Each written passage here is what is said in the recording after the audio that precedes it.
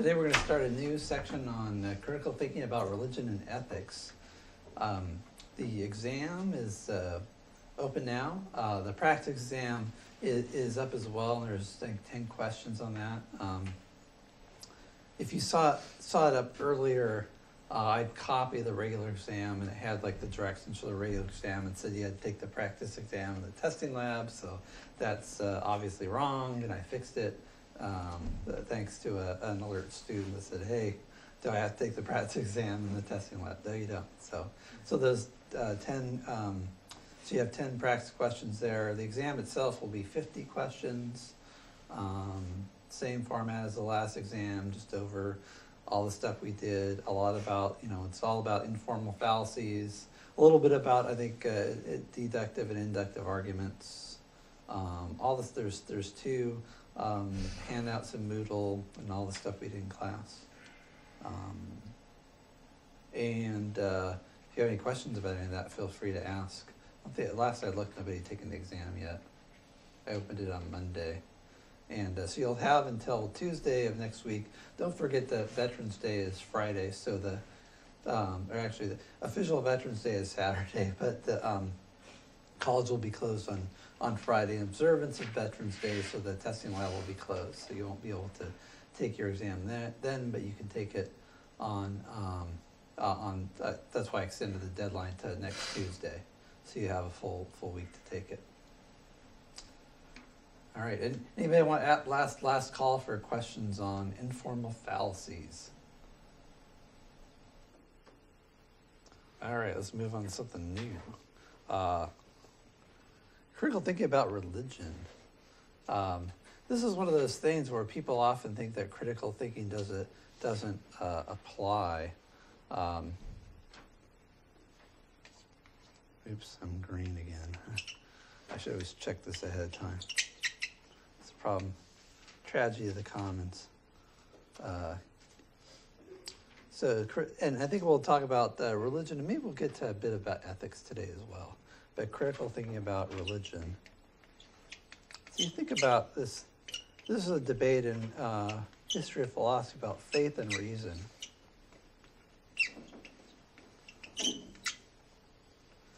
And often people will have this kind of, here, I'll just, bifurcation. Maybe tell me what a bifurcation is. Split in half. Excellent. This is mean you split two things in half and you separate them out and you say, well, we're going to take these things and this part goes over here and this part goes over here. And it's a bifurcation or radical separation, I suppose. Now, why not use the word separation? I think bifurcation means that you're sort of separating one thing into two, and you're doing kind of like an extreme separation and saying none of this part goes over here and none of this part goes over here. And there's this attitude people have often that okay, well, when I'm dealing with matters of practical import, like my bank account or getting a new job or figuring out how to like build a bridge that doesn't fall down. When I'm working in designing software, I'm using reason. But when it comes to matters of the spirit, then I shift over and none of the rules of reason and evidence apply, and suddenly I'm in the realm of the spiritual, and it's all about faith, and it's all about belief without evidence or even in spite of the evidence.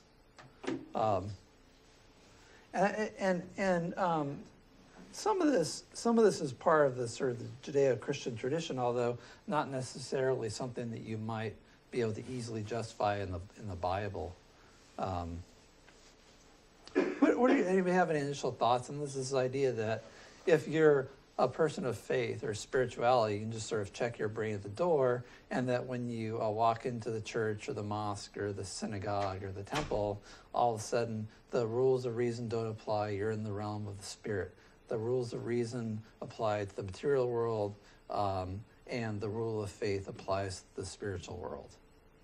Does that seem like a good way to approach things? Might there be some problems with it? What do you think? Bad way. You think it's bad? Yeah, bad? It's kind of contradictory in a way. Like,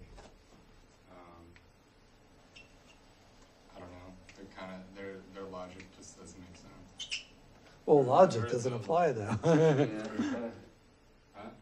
But the They beat logic doesn't by apply. saying it So doesn't this, apply. so material, the sort of material and practical world. I mean, okay, so I guess they don't really have like evidence for the faith, right? Yeah. I guess that's a better way of putting it. Yeah, well, why you need evidence? Right, exactly. So that's why it's contradictory. What's contradictory about it?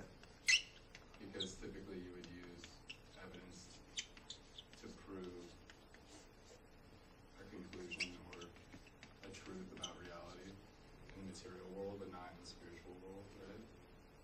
Yeah, well, the rules of reason and evidence don't apply to the spiritual world. The spiritual world is discerned through faith.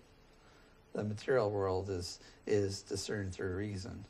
So, and like a person of faith, well, you'll see people that have spiritual beliefs, and it could be that they're like a very savvy business person, for example. You'll see people that have like a deep religious faith, and in their business life, they're extremely successful, and they're even maybe known as being like a hard-nosed person, as being very sharp.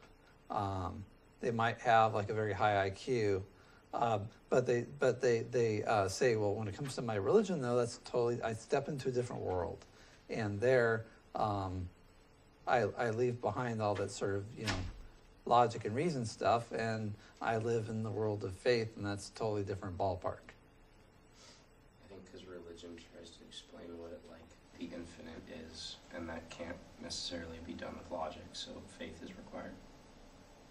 Yeah, that might be one approach. You'd say, well, reason is impotent to discover the matters of the spiritual world, and so what do you have? You have so how does the spiritual world work with faith? How is that?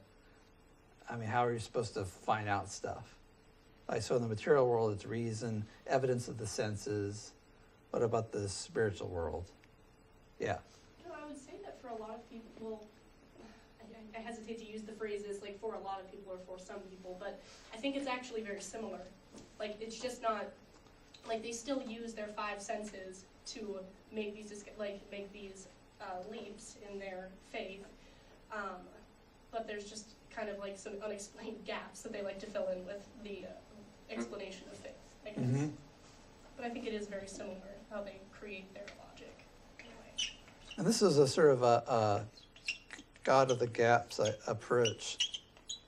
And some people have suggested, you get the new atheist movement, that suggested that, the room that we have in our lives for God is getting lesser and lesser because science is explained more and more. So this God of the gaps idea is that you have, religion is necessary to explain what science can't.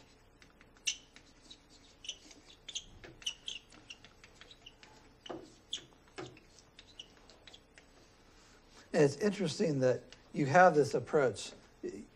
So you get people on either sides of the aisle of the religious and the secular people will both actually say this, and they'll say, religion is that part of your life that deals with things that science can't deal with. And the scientists will say, well, it's just basically a placeholder for ignorance, and it's a crutch for these people. And the religious people will say, well, this is the part of my life that's meaningful, important, and it explains things that go beyond science. So both will agree this sort of God of the gaps approach. They'll just disagree about whether it's good or bad. And I think the new atheist movement says, look, if you look at the history of humanity, you kind of get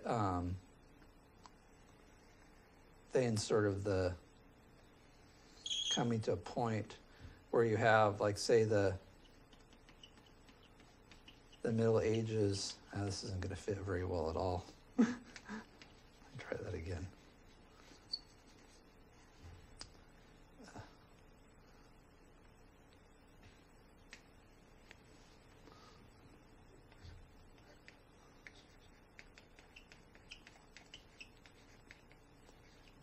the Dark Ages, where it's, atheists are like 1% or less of the population. And the ones who are atheists, they keep quiet about it. And the skeptics and those people are seen as the oddballs and few and far between. And you get the Renaissance, and you're getting more room for science, and then you get sort of the modern era. And then eventually the idea is that the room for faith in terms of the things we can't explain is getting lesser and lesser.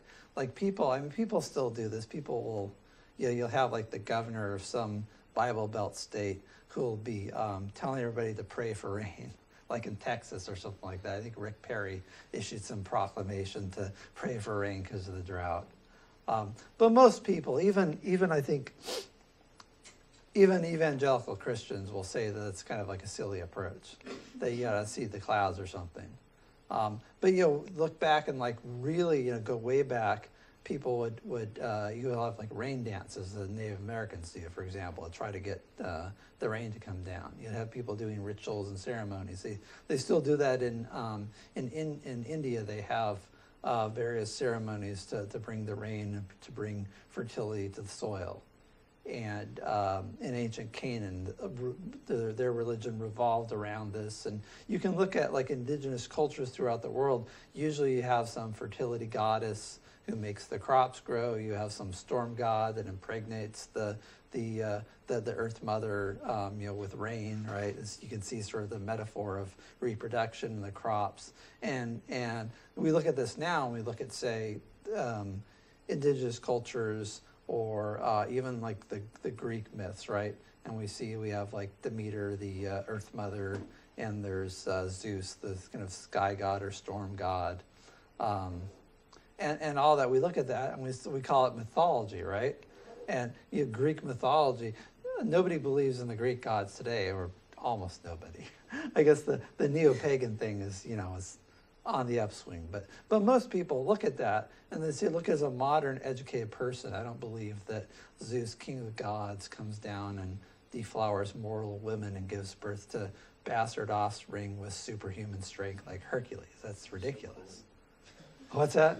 So cool. Yeah, they're cool stories, right? But so, and in the same way, they say, well, even though people still have these stories and they learn the stories, people don't really believe them in the same way they did before.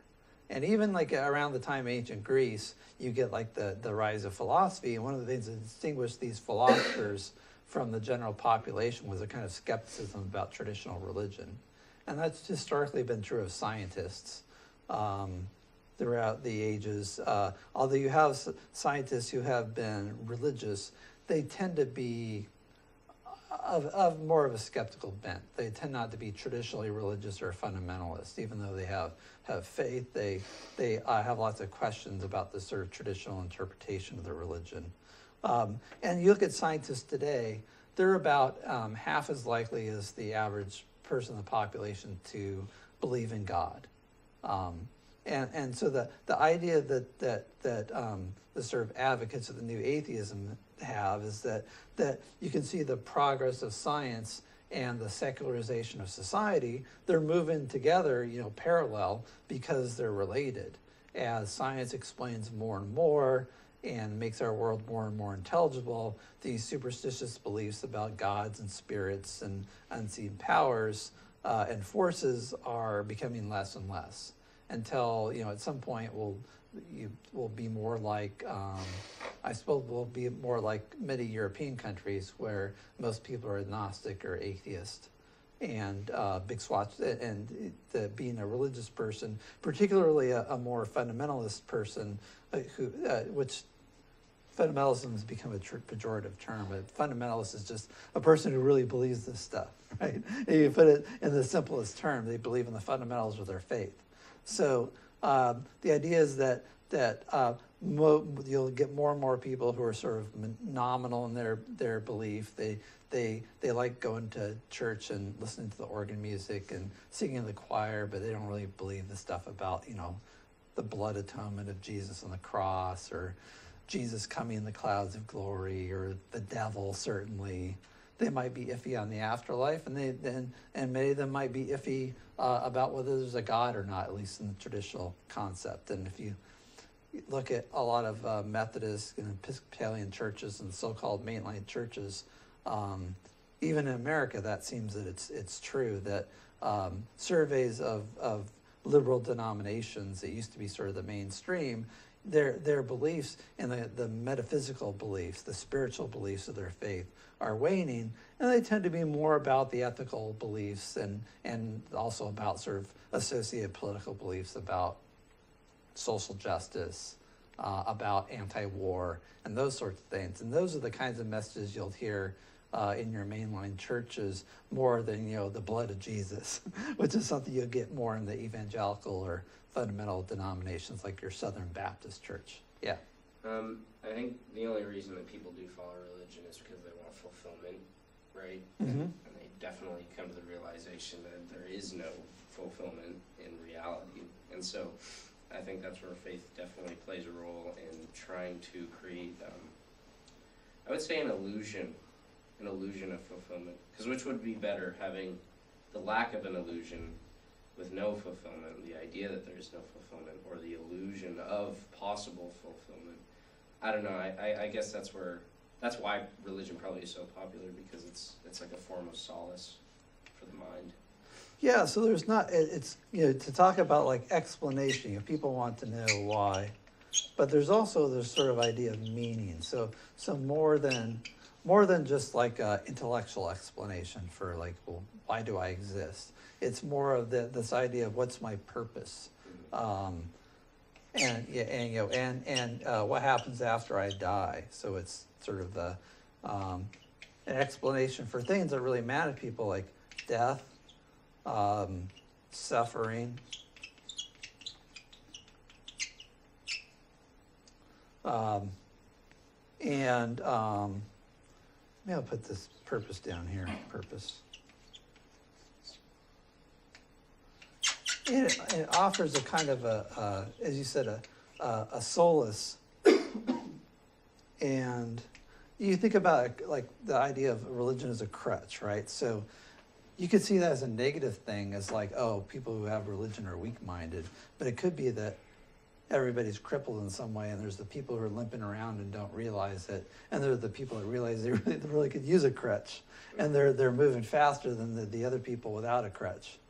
And it's interesting if you look at religion, like just statistically, religious people tend to be better educated, which is kind of surprising, at least in the United States.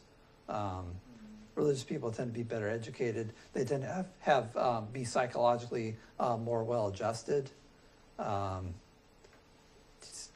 In contrast, there's the guy that shot up that church in Texas, ranting about atheism on the internet. Really had a thing about religious people. Now, it's not like religious people don't do bad things, but you look at overall, people who have religious faith tend to be better adjusted or less likely to end up in a mental hospital, be on psychiatric drugs, have to see a therapist. They tend to be better adjusted, they tend to be happier, more optimistic about life. And it's because you get... I think that's what plays that illusionary role. Right, you have hope, the hope of eternal life, yeah. They tend to have better relationships. They tend to stay married longer. They report more satisfaction out of their marriage. Their family life tends to be better, just all down the board. It seems like sociologically, religion has an important function and is very helpful. Now, it's associated typically with being part of a religious community, and it may be those social things provide a lot of the explanation for why they're better off on all these markers of well-being. But it seems like that can't be the whole story, because lots of people have vibrant social lives that don't revolve around church. And historically, religion's played less and less of a role. It used to be the church was sort of the center of society and social life for people. In the Middle Ages, it was it. Even like going back to, say, the 40s and the 50s, in America, religion was really important as a social center of society. And now it's, it's on the wane, and people are becoming more and more secular. And religious beliefs and the church as an institution has become less and less important. And you get like the rise of the welfare state essentially taking the place of the church and religious charities that used to help the down and out, and now it's the state that does it. And the state tends to be hostile to religion. And so that's another explanation. And then you have the march of science. It keeps on, cutting out God bit by bit. And so, instead of... There will always be bits, though.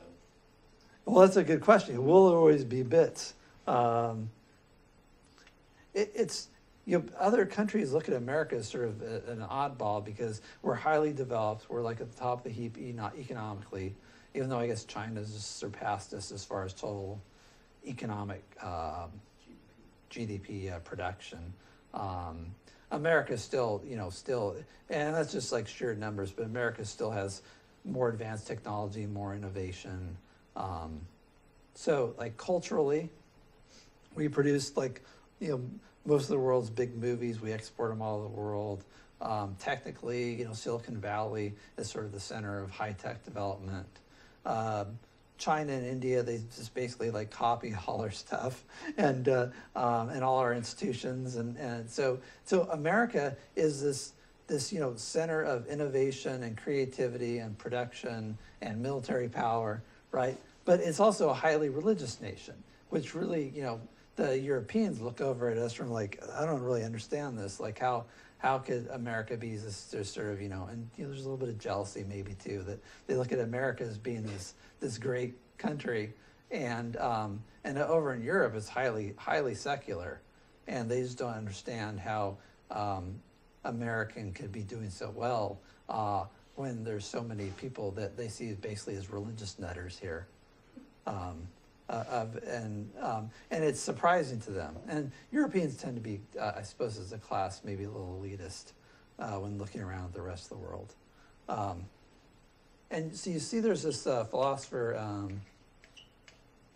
spell his name right, Friedrich Nietzsche, and he proclaimed the death of God. God is dead. Maybe I'll just put that in quotes here instead. God is dead.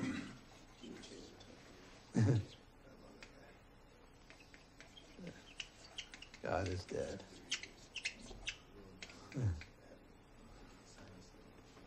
And Nietzsche talks about this as kind of a prophecy, and his idea is that, well, nobody really believes in God anymore. Again, with the advent of science and Darwinian evolution and the modern technological age, he thought that belief in religion, had gone the way of the dinosaur, and his idea was, well, no serious person believes in God anymore, but they just don't realize what the implications are for things like ethics and for society. And so a lot of what he was writing about, particularly in ethics, was about like how we can come up with a sort of a post-God value system. Because he would say, well, basically Europeans, they say, well, we don't believe in the big man in the sky anymore, but we still believe in love your neighbor as yourself.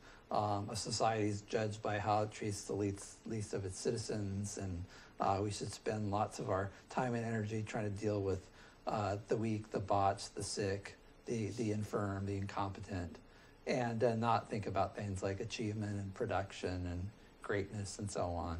And his idea was that that all this sort of obsession with taking care of people on the bottom is kind of a vestige of a superstitious era and part and parcel of the Christian message, and based on bad Christian metaphysics. And once we reject that, we also need to throw out the baby with the bathwater.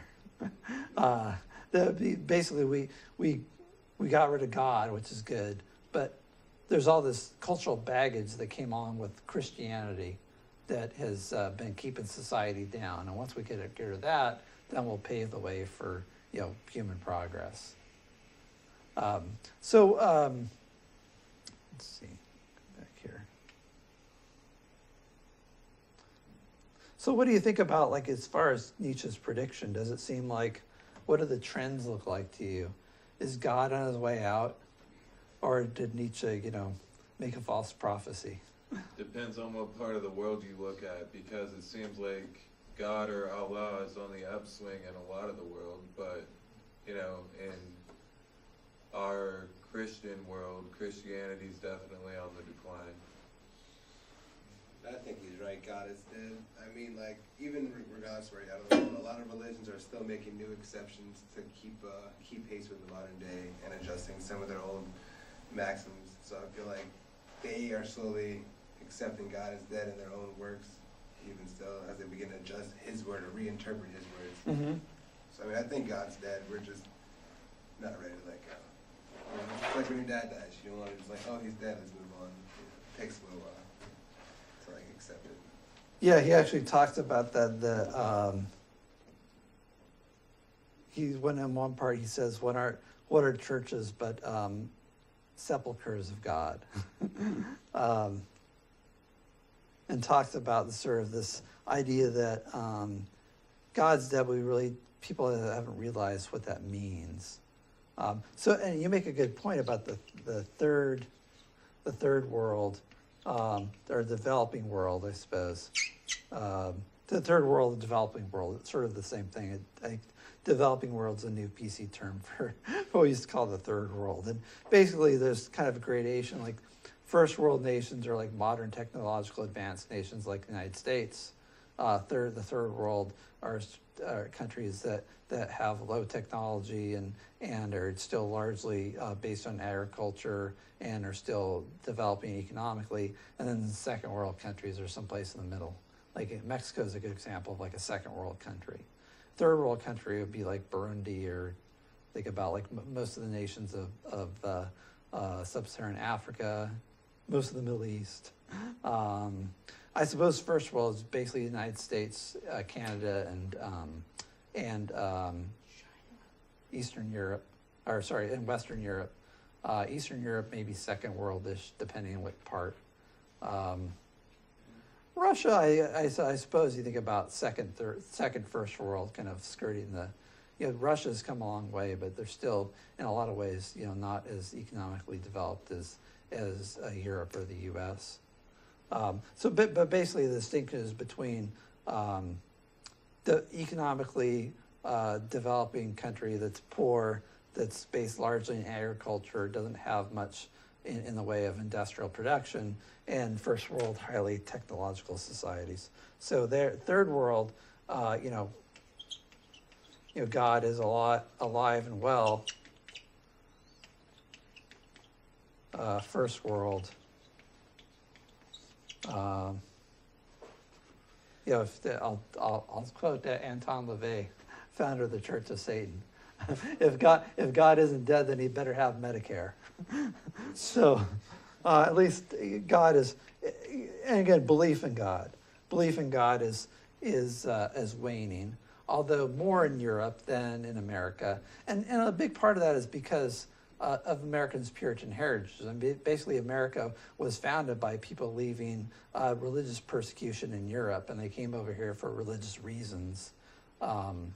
And one of the things that distinguished them from the rest of the Europeans is they were highly religious and highly devoted to their religion, whereas people in Europe saw religion was more of a cultural thing. It was a more nominal thing. And so centuries of institutionalization of religion in Europe and its mixing with the state has led to its being on the outs. In America, you have like this strong tradition of pietism, this idea of individual devotion to God, of strong. There's the Wesleyan holiness movement. So there are lots of religious movements in the United States, starting out with the Puritans, but moving on to other groups and big revivals where religiosity got really, really strong. And so we still have that heritage, and you still see this, particularly in the Bible Belt. Now, over here in Oregon, we tend to be a lot less religious. I think it was, I saw a stat that saw that Eugene, I don't know if it was Eugene itself or if it was Oregon in general had the highest, the lowest per capita church membership of any city of the same size. I'll have to look that up again. But at least it seems that on the coast, people are a lot less religious than people in the Midwest or in the South. So you might think that if as the third world develops into the first world, you get the same effect with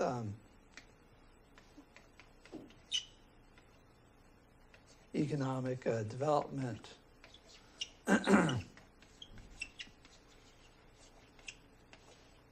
And the secularization.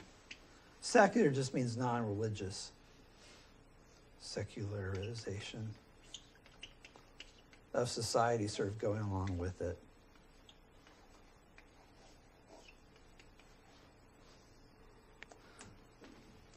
So that, at least those are some things to think about like broad trends about religion and where it's going.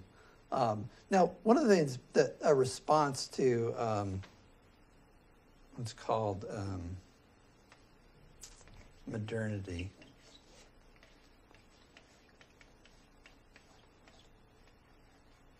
So modernity is the sort of attitude that came with the modern world.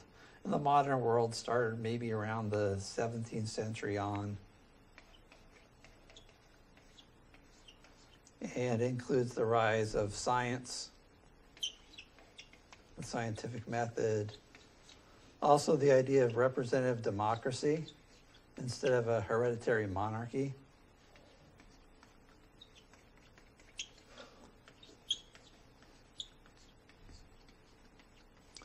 And then developed into the ideas of human rights,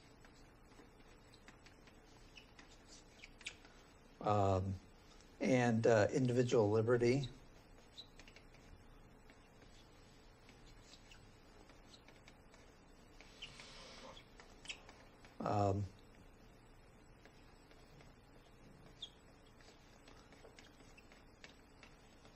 Equality under law, so this idea of having a fixed law code and nobody gets a special deal. There's no, and even though it's an ideal, right? People who are politically connected always get special deals. But the idea is you try to mitigate against that by having an objective body of law passed by a legislature, popularly elected by the people, and it puts checks and balances on people lording it over others. There's no heredity. You go back to the time where under feudalism, it's basically the king and all his relatives are the ones that control the land, and in the agricultural society, it's pretty much all the wealth. You have the rise of the merchant class and the rise of commerce, and that's also another thing that's part of this is capitalism. A market economy based on the free exchange of goods and services, as opposed to basically the king and the aristocracy running the show, controlling the wealth, controlling who buys and sells, having cartels and monopolies and so on.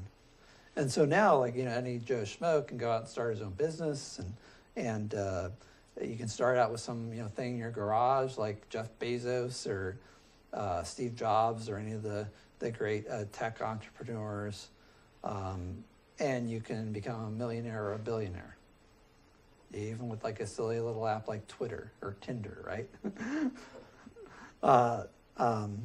And you can make a lot of money, or you can make a decent living, right? And it's all up to you. And maybe you got to fill out some forms, you got to pay your taxes, but at least you can start your own thing, or you can go work for somebody else. So the idea of it in a capitalist system, it doesn't depend on people. It just depends on how good you are. So there's this idea of individual merit and whether you can outcompete with the other guy.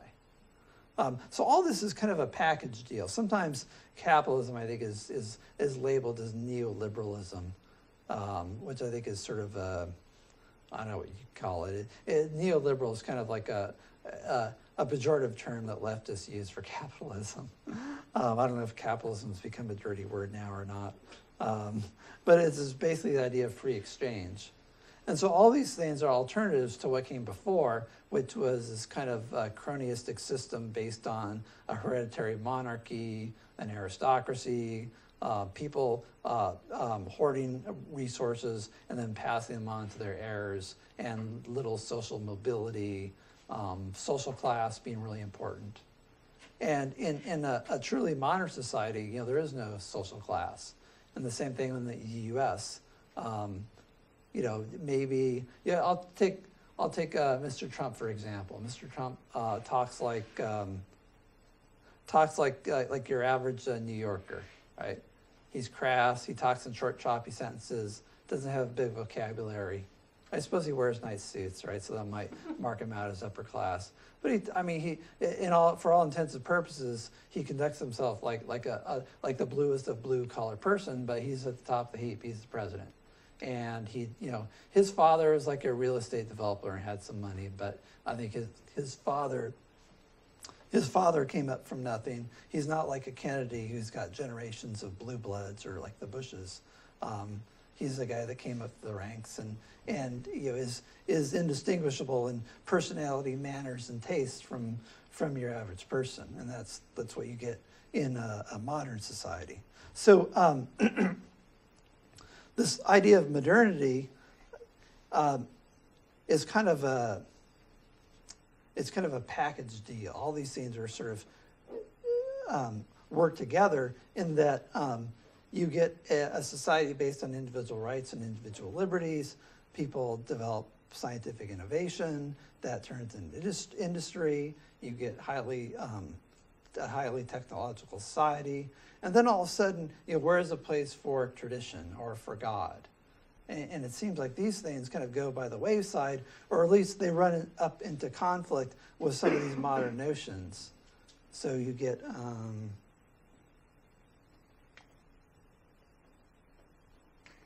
conflicts.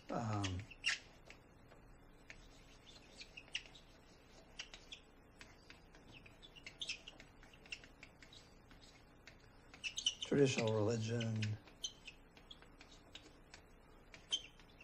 and modernity. Can you think of some conflicts with some of these things? Evolution. What's that? Evolution, right? So conflicts with science, evolution. It's only a theory. There's even before. Think about.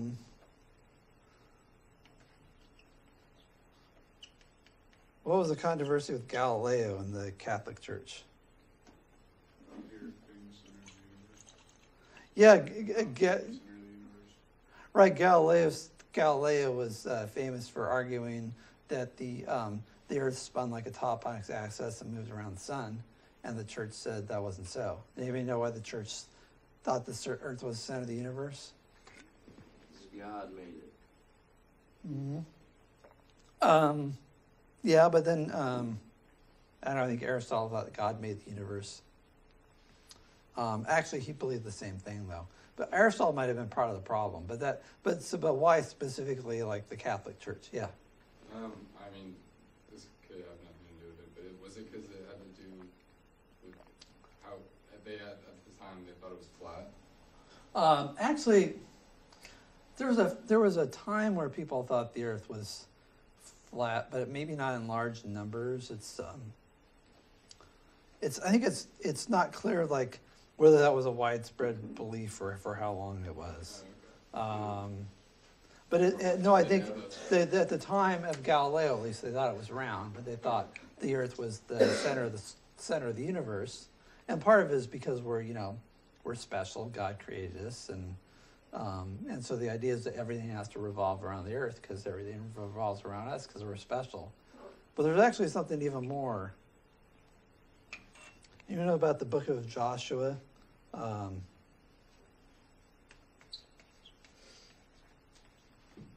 It's in chapter 10, I believe. It's the story when the sun stands still.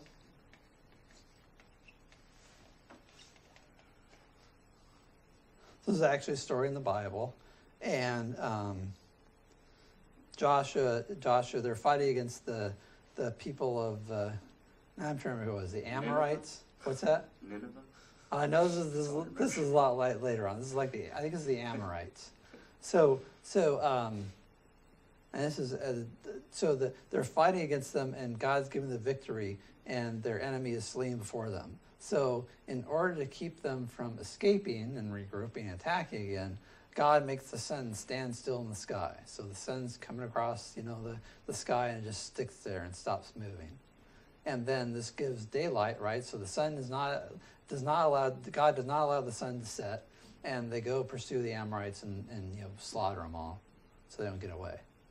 And it's the longest day, right? So and it says there was never a day longer in history, and never a marvel more wonderful, and so on and so forth. So there's a story in the Bible about God making the sun stand still. Well, what does that tell you about the sun? Sun's moving around the earth. It's moving around the earth, right? Stay relative to the earth is stationary. So on the basis of that story, which is in the Bible, which is Holy Writ, the Catholic Church, told Galileo, no, you can't teach that because that's heresy. Now, there's another part about this is one of the reasons why science had a lot to do with the Democratic Revolution, because people think, well, if the church is holding back progress by enforcing religious edicts on people. So people, after a while, people get highly educated. They start thinking about the church's authority, and you get the Renaissance too, where people are able to read the Bible in their own language because of the printing press. Like all these things are sort of working together, and you get the Reformation, and you get democratic revolutions in religion like you do in politics. Anyway, this particular rule, it seems like it wasn't like they just made it up. There's a story right there in the Bible about God making the sun stand still, which assumes that the sun is moving and the earth is stationary. Now, what do you think? How do Christians look at this passage today? Do you think most Christians believe the earth is still the center of the universe? From a metaphor. I don't know. Yeah, well, so they take a more of a liberal interpretation. So, liberal.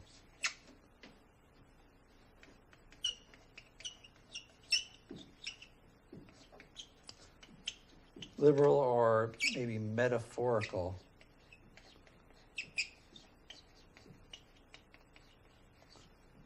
interpretation of religion, particularly of the Bible. So just take this case. Let's say, well, I know it says that, but it doesn't really mean that. And so one thing they'll say, well, that's just the way it looked, and so God was explaining things in terms that people could understand.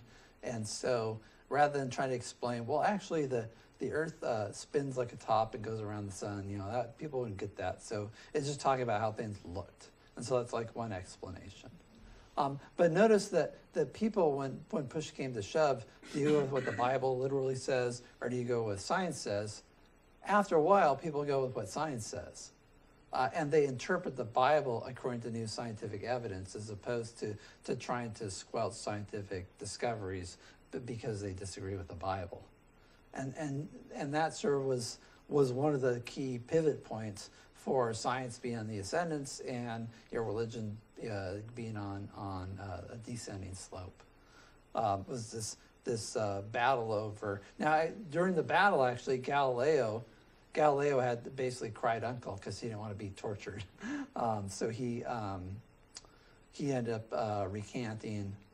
There's a story, probably apocryphal, that he had to say that the earth is stationary, and then supposedly said under his breath, but it moves. Probably he just like anybody else, he's worried about being tortured, so he was under house arrest and basically had to cry uncle. But over time, his view went out, and science went out, and the church lost power and its political power. And this is one of the reasons you get separation of church and state, which I suppose is another part of modernity, right? So,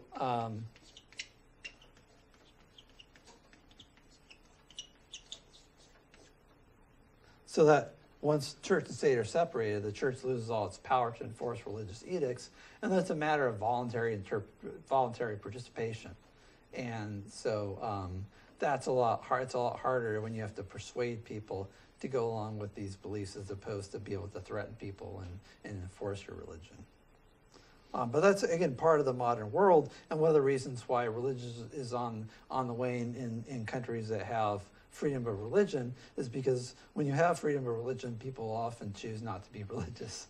Or they'll maybe pick some non-standard, more liberal religion, because countries which have freedom of religion tend to also be economically advanced and developed.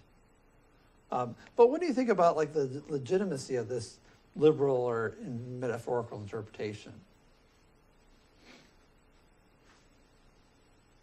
In this case, you think maybe you can kind of see it, right? Maybe it could be that this is literally true. Maybe God really did do a miracle, but it's described in language that people at the time would understand. But then the question is, what do you do with like these other passages, like passages about people having, so you have stories of miracles and demons and Satan.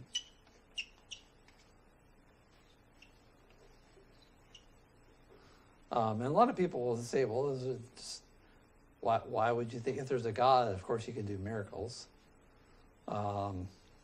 Sometimes people will say they'll have this like complicated theological view called dispensationalism, which is that, I'll just put this up here if I can fit it. Dispensationalism. This actually caught on in America. Dispensationalism.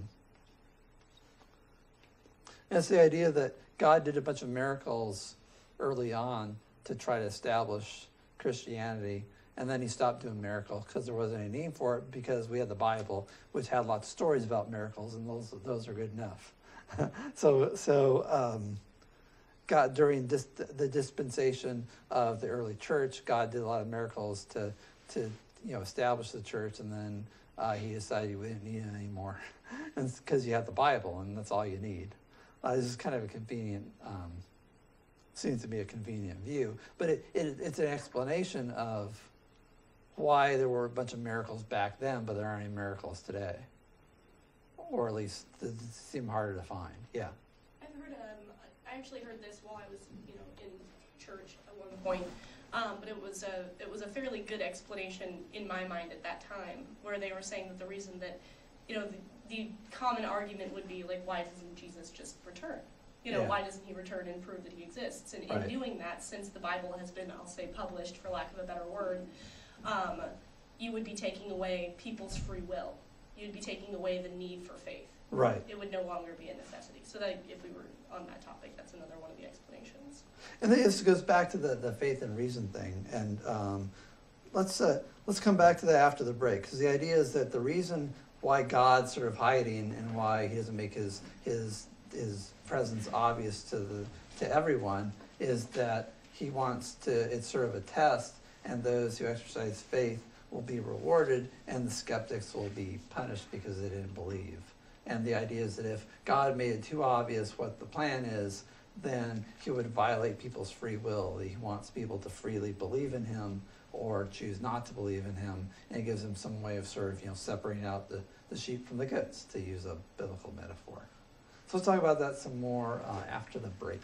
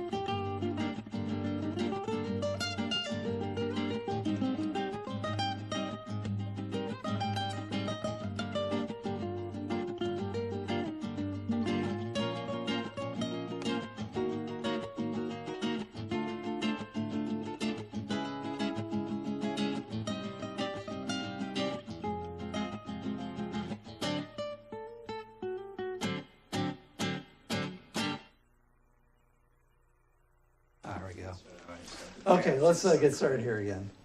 sounds Got an impromptu meeting in the hall with some of the people in the studio here You're a about minute the late. future of the philosophy program and scheduling and all that good stuff. Well, let's talk some more about the sort of faith and reason dichotomy. So if you look at, in America, the mainline churches are a lot like Europe, where people are kind of nominal. They have skepticism about things like miracles, demons, faith healings, all the stuff you see in the New Testament, and to some degree in the Old Testament too. And they tend to look at the world through largely modern eyes and through a scientific worldview, and then have these sort of bits that are sort of carved out for their faith. And their idea is like, well, yeah, I'm a person of faith, but you got to live in the modern world too. And as a modern educated person, I can't believe in this sort of, I don't know what you'd say, literal interpretation of the Bible, for lack of a better word. And so they do this kind of metaphorical interpretation where they spiritualize away these passages. And they say, well, okay, it describes in the Bible people being exorcised of demons, but maybe really what's going on is just a form of mental illness, and God is healing them of their mental illness. Or they'll say, well, there is no being Satan, a fallen angel, who led a rebellion against heaven and is now, plotting his revenge from the bowels of the earth in, a fiery pit. But really, Satan is kind of a metaphor for human greed and ignorance or something, or for the sort of darker part of human nature. And there isn't a literal hell, but there is a hell on earth when we don't keep social justice concerns at the top of our priority list. So that's sort of the idea of having a foot in the modern world and also a foot in the spiritual world, and trying to sort of split the difference and find some way to reconcile those two. And I suppose in some sense, you might think what are like the benefits of that sort of, can you have your cake and eat it too if you do that? Well, I mean, like, what is the spiritual world? Is that just basically anything that science can't rationally answer yet? Is that what you could define the spiritual world? Well, they would say something like, well, I don't believe in, say, a literal hell, but I still believe there's a God and there's a heaven. It's not up there in the skies. There's not heaven above, but at least there's a heaven. Maybe it's like another dimension. And when I die, my spirit, which is, some form of coherent energy, like moves into the spiritual world. And the more liberal denominations also tend to be kind of more syncretistic. I mentioned that. It's a sort of syncretism. And this is this idea of mixing, matching, and combining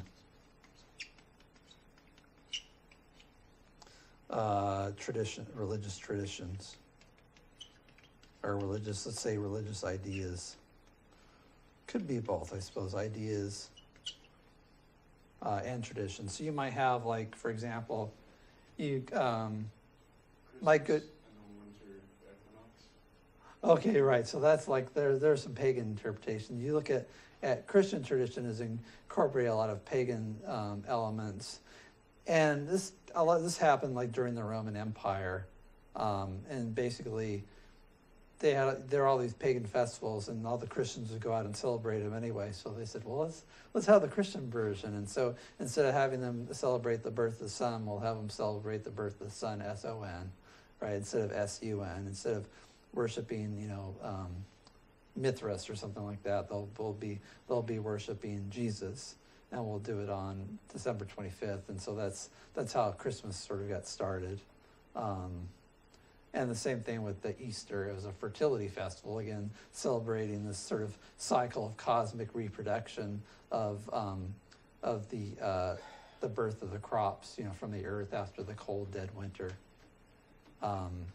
So that's an example. That's actually a good example of syncretism. You can find, particularly in Catholicism, a lot of sort of pagan elements there, with the worship of saints who sort of look like they're proxies for pagan gods and goddesses. So you see this in Mexico a lot, where you have the indigenous traditions of Mexico worshiping like the groups of spirits, and they got mixed in with like the Catholic saints. So you have these Catholic saints who, surprise, surprise, just happen to like parallel exactly these pagan gods of the indigenous people of Mexico when the Catholic Spanish conquerors came in. Yeah.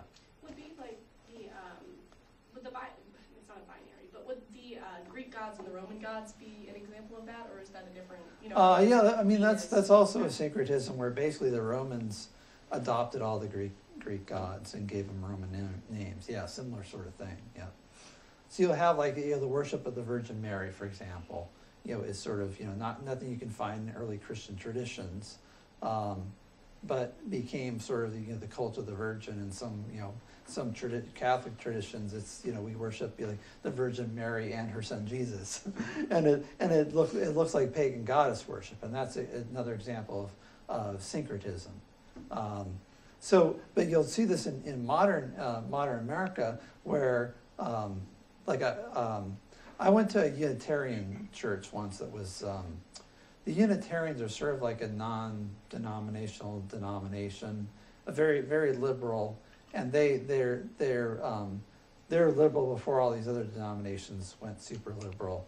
And I remember the guy that gave the talk, this is the sermon like in a Unitarian church, and it's called The Wonder of Wonderment. It was basically all about like warmed over Hinduism and Buddhism in this Unitarian church. And you see that a lot in like a Methodist group might have like a Buddhist meditation night on Wednesday nights at their church. They might they have lots of like interfaith gatherings where they invite people from different religions, where they talk about what they all have in common. And the idea is that religious traditions are kind of your way of relating to the divine, but there's nothing special about Christianity, and it's one of many paths to God, and so on and so forth. So you get lots of ideas of tolerance, of say religious relativism, if you could think about it like that.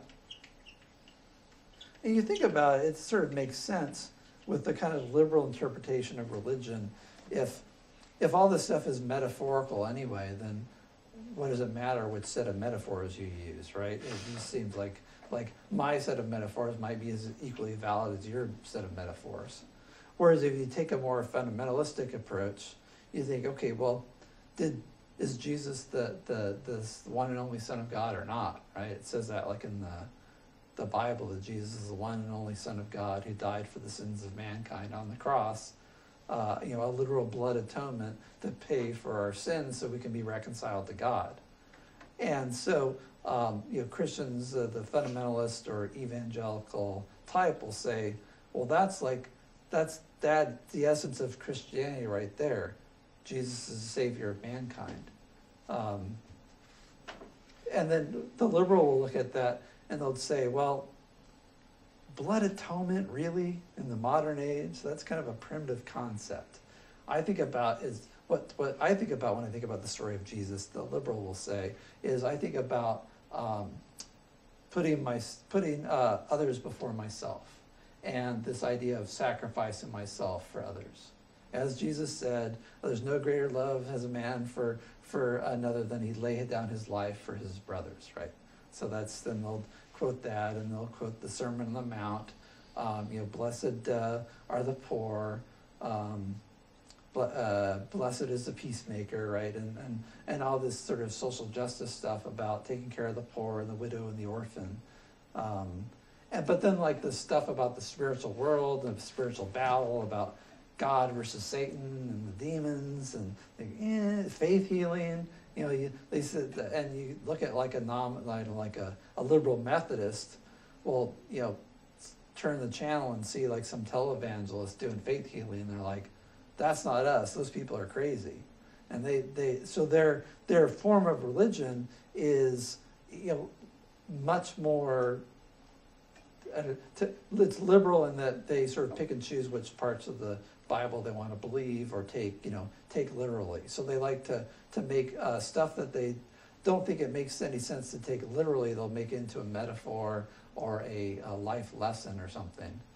Does that seem like, so if you have your choice about what's more rational, so is it more rational if you're going to be a critical thinker and you find yourself, say you're a member of a certain, say you're a Christian, and you're going through the Bible and you see the stuff about miracles and faith healings and exorcisms and towers reaching into heaven and a magic fruit that gives you the knowledge of good and evil, and another fruit that makes you live forever, and a talking snake, and and you read this stuff and you think, okay, well, either I believe this stuff or I don't. Why not just take that and say, well, I don't know if I believe this stuff anymore. It's kind of fantastic. I'm in college now, and just huck it into the fire or something, right? Why do you want to hold on to it? And then if you're going to hold on to it, shouldn't you hold on to the whole thing? Does it make sense to sort of pick and choose? Okay, well, I don't like what this says here. That's crazy. So I'll make it into a metaphor. I mean, doesn't the text say what it says? Do you think what's your evidence that the person that wrote this meant it as a metaphor? You think of is there a reason to think why? Why do you have to be a part of a religious group at all? Well, it's a good question. Why can't you just personally? There's always going to be questions that you can't answer in life. So I mean, would it be harmful to use faith to try and answer those? And then you could answer those in the most logical way possible. I mean, obviously that stops at some point, but well, the people people in Europe have that attitude. They say you don't really need religion, and a lot of people. Here's this part of the new atheist movement. Let me finish this. Sorry, religious relativism. Religious relativism makes sense. If it's all metaphors. But the question is why do you need all these metaphors? Maybe the virtues of being a pagan.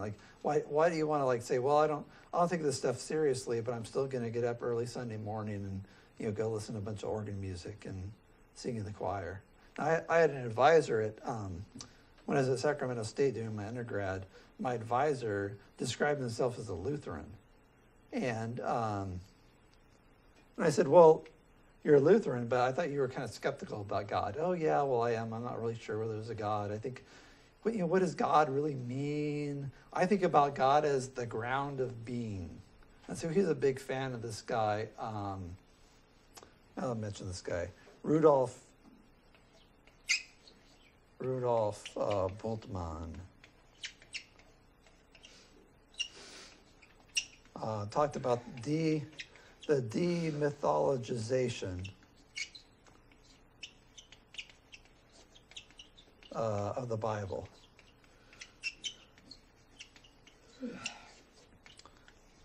Oops. There we go. And another guy he loved was this theologian named Paul Tillich. And Paul Tillich described God as the ground of being.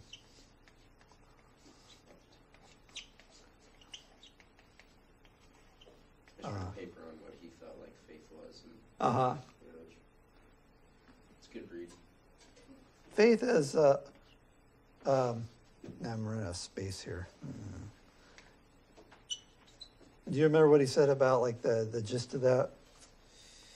Faith must be of ultimate concern.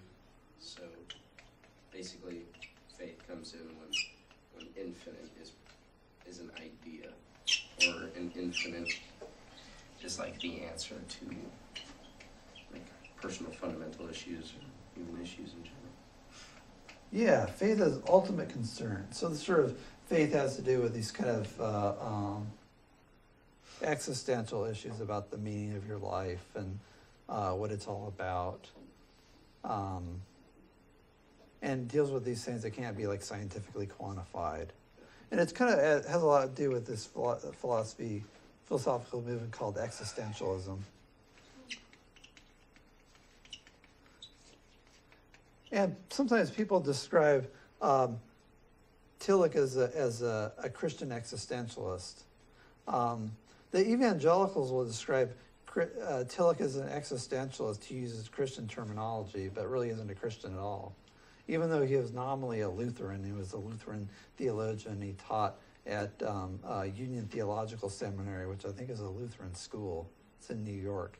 But the question is Tillich really a Christian if he doesn't believe in the literal God?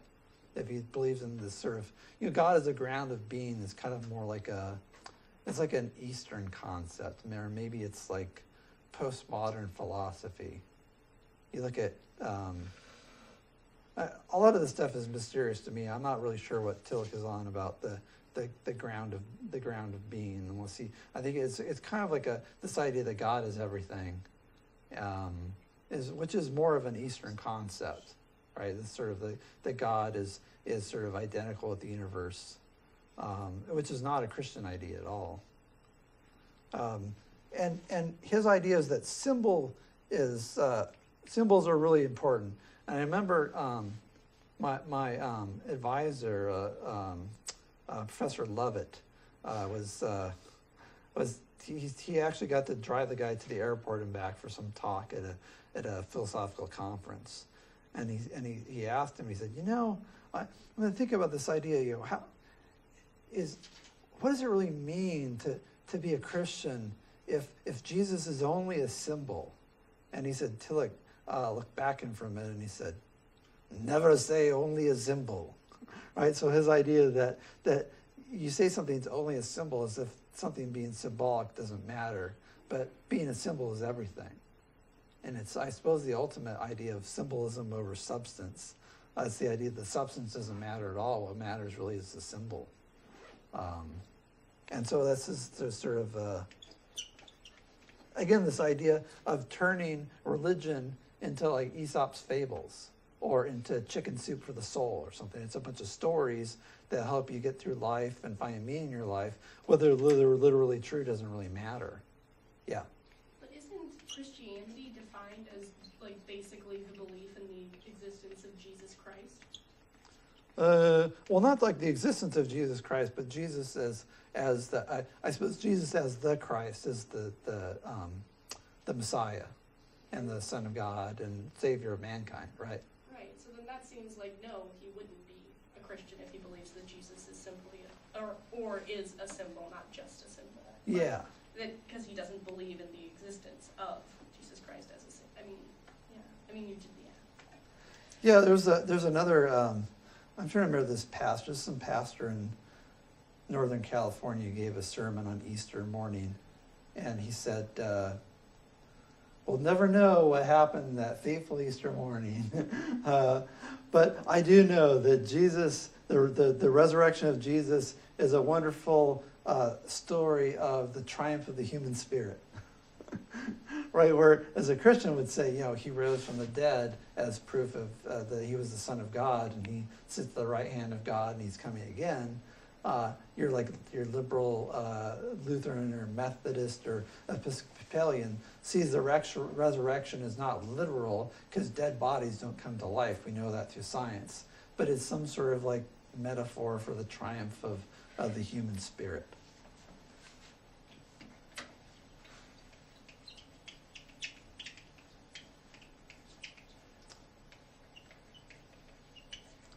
You think, well, then the Bible's not very much different than, say, Shakespeare or something like that, or I don't know, Harry Potter, right? There's a lot of good moral messages in Harry Potter. So I think the attitude of the liberal is you don't have to believe that magic is real to get something out of reading Harry Potter, and they look at the biblical text as being like that, and they look at religion being like that. It's like a vehicle for personal growth, but something that's not necessarily indicative of reality. Metaphor for, yeah.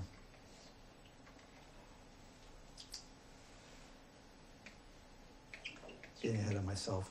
The triumph of the human spirit. So that you can see that this is kind of a response, like why would anybody take their own religion and turn in a bunch of stories, right? Why, like, if you're a member of that religion, shouldn't you like to believe the stuff in your religion? And the reason people go that route is that what's the alternative? Well, the alternative is to say, oh, I really believe that there was like a tower that people are trying to build reaching to heaven. Where's heaven? Well, it's up there in the sky, right? And so you see a story in the Bible, like in Genesis, the Tower of Babel, of people trying to challenge God's authority by building a tower into heaven. And you think, well, that can't be literally true. Now, maybe in the Middle Ages, people thought about heaven as being beyond the clouds, but now we know there's just, the cold vacuum of space is up there. There was a communist propaganda billboard it's back in the 50s, I guess. They had a cosmonaut floating outside the space capsule with a sign that said, with a slogan that said, "No God up here." Right? The idea is that, well, we've gone into space, and we've gone to heaven, right, and beyond the clouds, and there's no God up here. You look at the New Testament; it describes Jesus as floating up into the sky and disappearing behind a cloud. And so this idea that heaven's a place up there, or that hell is down below us, in the bowels of the earth, to like a lot, I'd say most modern people, seems to be kind of like a superstitious idea. So then people come up with sort of metaphors or pseudoscientific explanations to try to say, well, heaven's another dimension, the same thing with hell. Hell isn't really a place of fire and brimstone, even though the Bible uses those words. It's really separation from God, or some other metaphor. And the idea is these are all metaphors, and they're not really describing a literal place and literal fire, and so on. And just one more example here. Here's a question. I love this question. So to me, this is super interesting. There's this guy named William Lane Craig. Actually, let me. William Lane Craig did a debate with this Episcopal priest named John Dominic Crossan. And it was over this question about religious truth. And Craig, who's super sharp, asked this question. I think it was the pièce de résistance in the debate. Did God exist?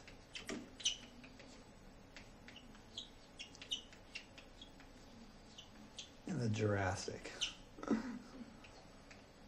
In the Jurassic period, just don't know, what is it? For those of you the biology, paleontology, anthropology majors. 250 million years ago. This is the age of dinosaurs, 150 million years ago. I don't remember the number. Hundreds of millions of years ago, right?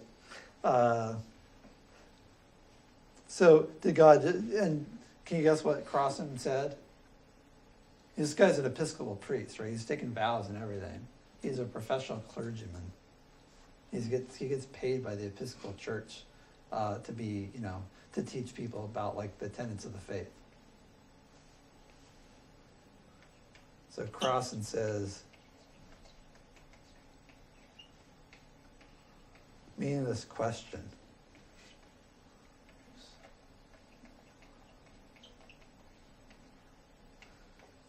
Meaningless question. How can that be a meaningless question?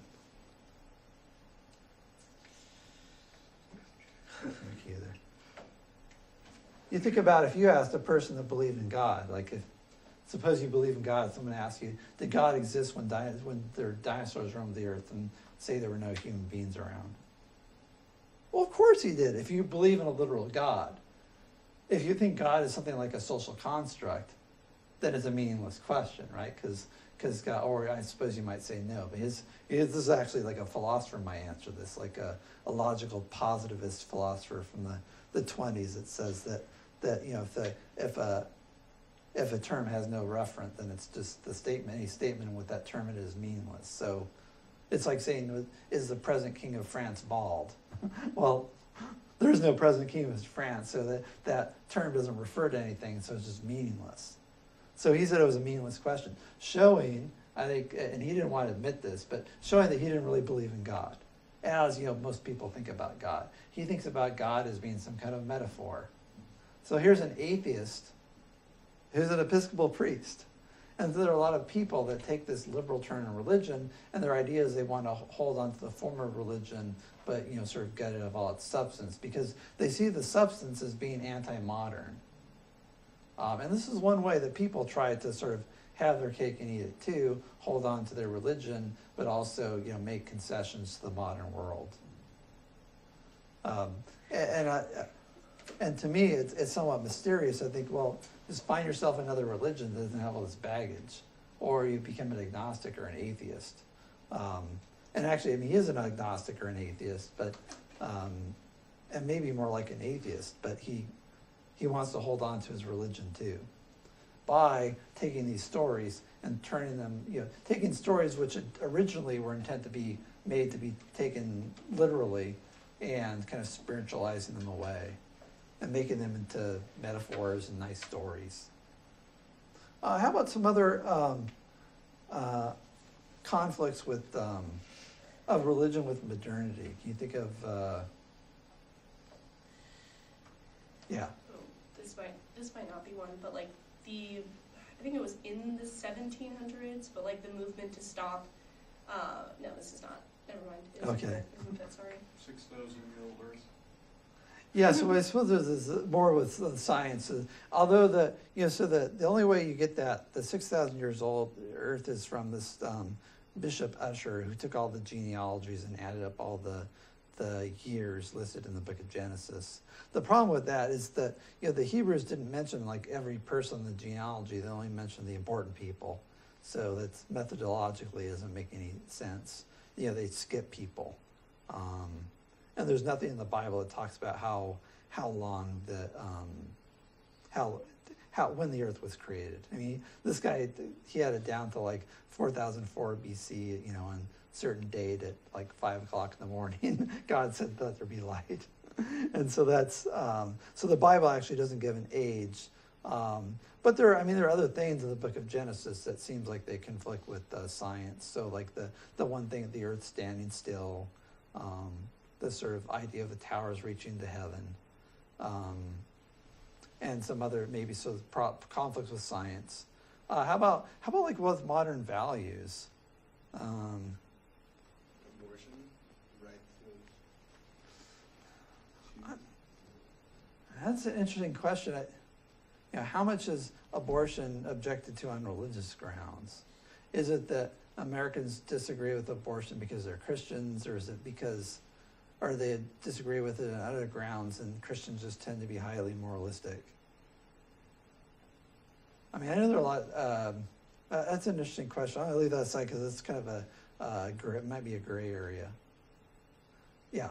Is homosexuality a gray area in the same way? No, I don't think so at all. I think that's probably a better example. Or we can talk about like gender equality, which is related to abortion, maybe. Gender equality and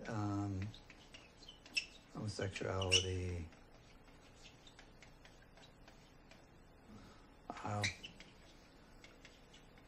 Premarital sex, while we're talking about sex. Like all these things are things that you look at, traditional religions, they tend to look down on, particularly like the three Western religions. But even Hinduism tends to be very puritanical in its approach to sex. So even though you have, these temples with like writhing bodies having orgies, like a whole pillar made up of naked bodies, all having every sex act you can imagine right there at the temple where you go to do your religious duty. You still have arranged marriages and this extreme taboo on anything before you get married. Whereas like I think in most modern societies, the idea that you would like get married before like doing a trial living together thing, or that you would date somebody for 2 or 3 years without having sex of some kind is seen as somewhat antiquated and bizarre. Just to date myself, I remember this is in the 70s, which is people think about as being a liberal era, and I think about like people wagging their tongues over somebody's older sister who is living in sin with some dude that they're just shacked up with instead of getting married like you're supposed to. But all these things are things where even people who think about themselves as being Christians will be tolerant of homosexuality. You'll have like gay support groups at even at like Jewish synagogues where there's an extreme taboo against homosexuality. You'll have like a gay support group.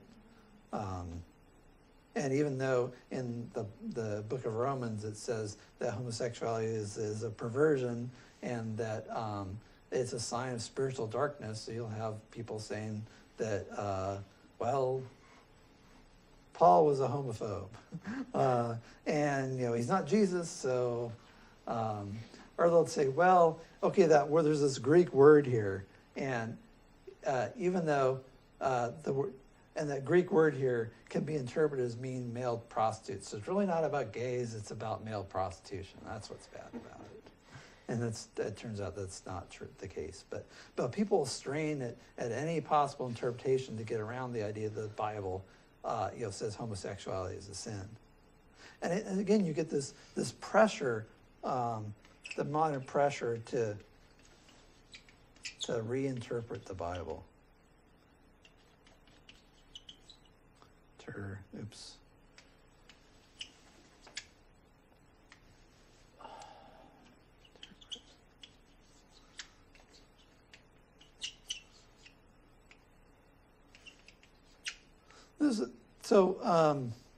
Let's just take these things. Jesus didn't talk much about politics. I'm going to leave the politics aside. The science, it seems like people after Galileo said, well, maybe the Bible, we shouldn't treat it as a science textbook. Maybe it's all metaphors and parables, and it's hard to argue with what you see in a telescope. So let's just kind of go along with what science says, and we'll kind of take a more fast and loose approach with the text. And then with some of these other things, these value questions about, Paul says, for example, in the one of his pastoral epistles in the New Testament, Paul says, I don't allow a woman to teach or exercise authority in the church. She should remain silent. If she has a question, she should ask her husband at home. So, and then he says, it wasn't Adam who was deceived in the garden, but it was Eve who was the one who was deceived and ate the forbidden fruit and so on and so forth. So basically he blames Eve for the Garden of Eden fiasco and for bringing sin into the world, and says, see, women are easily fooled, and so you can't have a woman as a pastor or as a teacher in the church. They should be subordinate. And so now you look at like most American women, in the churches here, they tend to be fairly independent and strong-willed and strong-minded, and you have like Methodist ministers who are women. And if you they're Methodist lesbian women who are pastors. You think about how does that work, right? You look at Romans chapter 1, and you get this long sort of screed against homosexuality, and the stuff about women should be subservient to men, at least not teachers or pastors. And then how does that work with a lesbian minister? Well, they'd say, well, I don't know, I suppose you'd have to talk to like a liberal Methodist. But I think the idea is, what would you say? Like, what are they thinking? Yeah. I mean, like, in a sense, any form of homosexuality is a perversion in the sense that it's perverse from what the traditional, like from what genetically and anatomically we are made to do. So in a sense it is a perversion, but that word might have a different connotation back then. I mean, because very literally that's exactly what it is, but we consider that now a dirty thing, like a dirty word, when back then it probably wasn't used that way. That could be one thing they say. Yeah, and then, is that a good argument, I suppose, is the next question. I mean, if you go by like strict definition, yeah. Because it is technically a perversion. It's perverse from the natural, but it doesn't necessarily make it bad or good. It's just simply. Well, Paul not only says it's unnatural, he says because it's unnatural, it's bad. He says it's a sin, and that God, it's an unnatural lust, and he just goes on and on and on. And he talks about male homosexuality and female homosexuality, and he actually associates it with idol worshipers. And his basic argument is, look at the pagans, right? They're a bunch of idol worshipers, and because of that, God gives them up to all these depraved urges and lusts. And so the men are having sex with other men, women are having sex with other women, and it's revolting and disgusting, it's unnatural, and don't do it.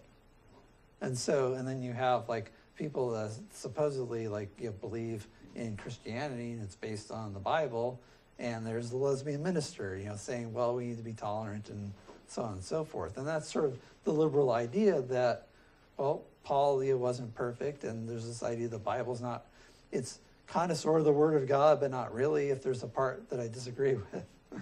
Now, I suppose the other side, right, is to take like the fundamentalist stance, which is homosexuality is immoral and an abomination before God. And I think that the idea is that that's so foreign to people and seems to go against the grain so much and against modern culture that people, when push comes to shove, they have cognitive dissonance, right? That say, well, wait a minute, my neighbors are gay and they seem like nice people. I had a couple of guys in my grad class over at the U of O that somebody, one of their neighbors, they just moved. One of their neighbors says, "Oh, you're Bill's partner." Like, no, we're not together. We're just roommates. But it was weird. That was like the assumption, right? There's two young guys in their 20s living together, and the idea is that they're partners. And that would never happen 20 years ago. And so it's become normalized. So the idea that there's something wrong with that goes against the grain. And so people want to reconcile their religion with it. The same thing with gender equality, the idea that men and women wouldn't be fully equal before the law and that a woman can be a pastor as much as a man. It goes against the grain of our egalitarian culture. And so people say, well, it can't really say that. So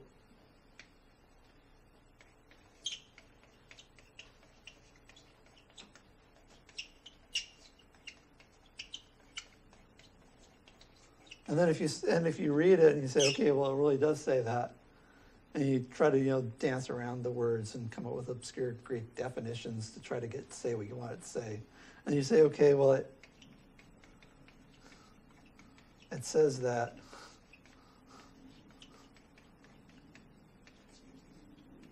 But it doesn't really mean it.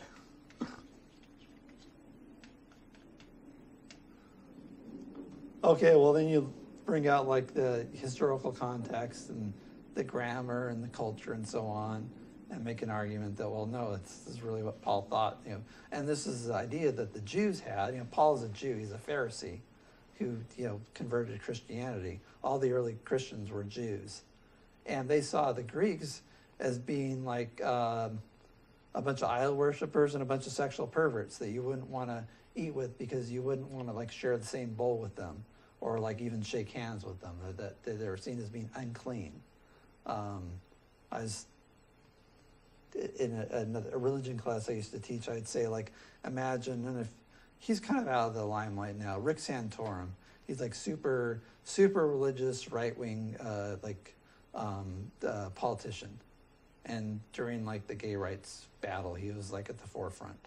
I call him Mr. Sweater Vest because he has an affinity for sweater vests. Anyway, so I just imagine this guy. This like, you might think of him as a repressed religious guy, super fundamentalist, evangelical, rails against homosexuality and gay marriage. Imagine him like in the Tenderloin district in San Francisco, walking down the street, and he sees like a 6-year-old dude with a 20-year-old dude holding hands, and they're both wearing assless chaps, right? And and then one of the guys comes up to him and asks him for directions. He's going, right? And that's how the Jews, the early Jewish Christians, saw saw pagans. And, in Greek society, and, the Plato and Aristotle, all those guys, homosexuality was a national pastime. And they celebrated the love between an older man and a younger boy. This is Kevin Spacey action, right? It's that was the cultural norm there.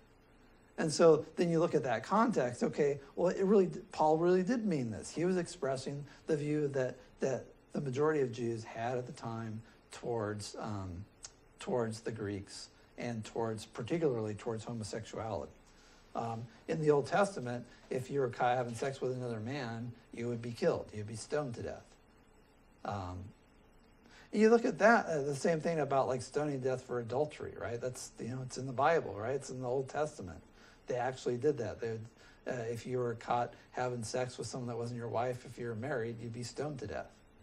And so then you look at, and some places of the world, they still do that. Now, what happened is,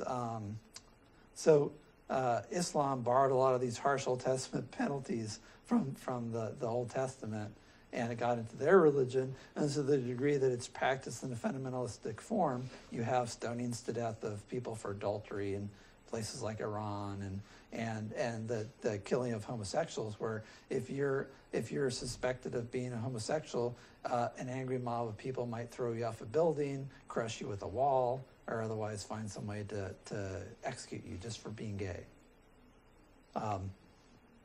And then so people will say, well, it can't really say that. Or, okay, it says that, but it doesn't really mean that. And the third saying says, okay, well, maybe it means that.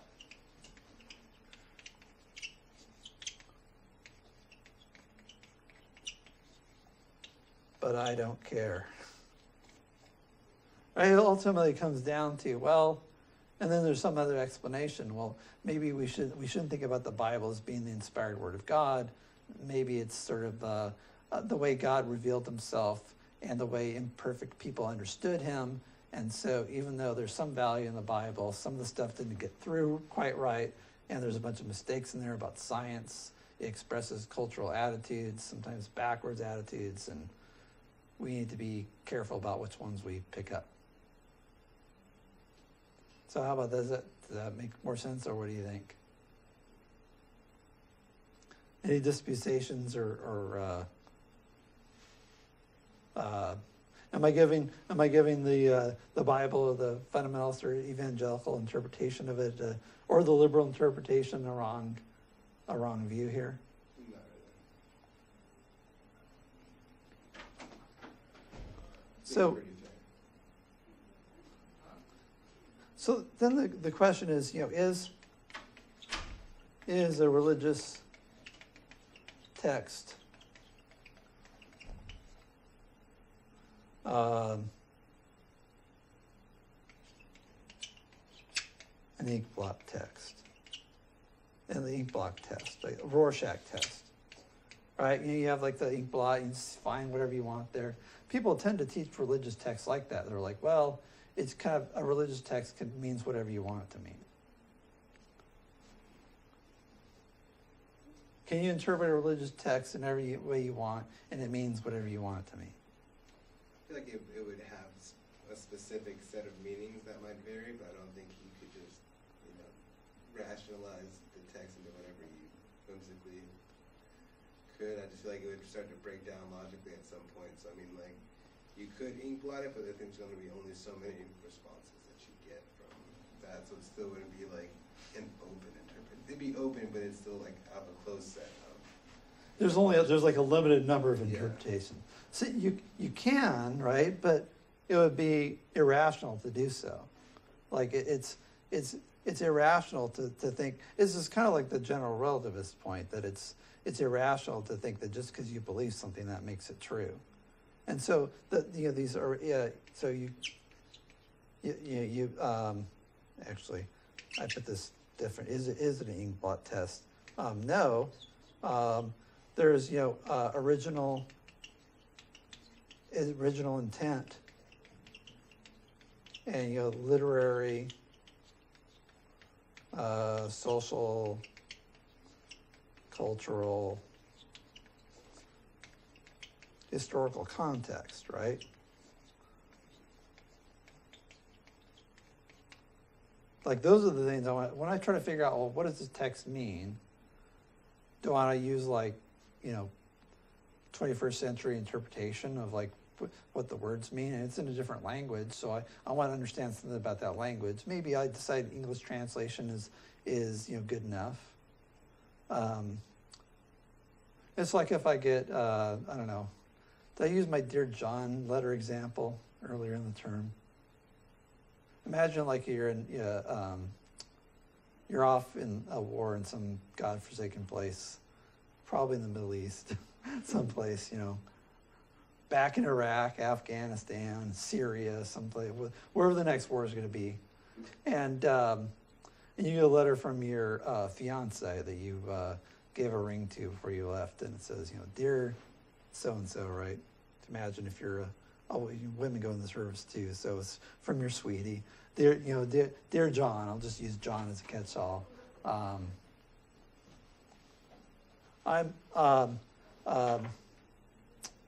It's been tough living away from you. I've been spending a lot of time with your friend Biff lately. And Biff and I have fallen in love. You never should have left without me and signed up for the service. I told you I didn't want you to go, and now it's Quitsville forever. Goodbye forever, John. Signed, Jane. So suppose you were to look at that, and your first thought might be, well, does she really mean this, right? And you think, oh, well, maybe it's a practical joke, right? And then you might say, well, maybe, what does she mean, like that goodbye forever? Maybe that means goodbye until I come back, because it seems like forever, right? At a certain point, like you might try to engage in rationalization, try to evade what it says because you don't like it. But the words mean what they mean based on your true love's intent, your former true love's intent, based on the words and the language and like the objective meaning and culture, the literary genre. This is a letter. It's not poetry. It's not a song. It's a personal letter. And so knowing like the literary, cultural, historical, social context, and maybe the context with, Biff, who like was always looking at your fiance in the wrong way. All those things that tell you like that it means what it says and you understand what it says. Well, the Bible's no different, right? Or any other religious text, the Bhagavad Gita or the Quran or any other the Buddhist sutras. They all say certain things. They teach certain things, which understood at the time in the culture mean certain things. And then the question is, well, are they true or not? And to figure out whether they're true, you can use science. You can use see whether they go along with your ethical intuitions. You can look at the founder, if any, and see what kind of life he led and whether he seems like the sort of person God would entrust a revelation to or not, and make a judgment. So we'll talk about grading religions next time on Thursday. See you then. And we'll do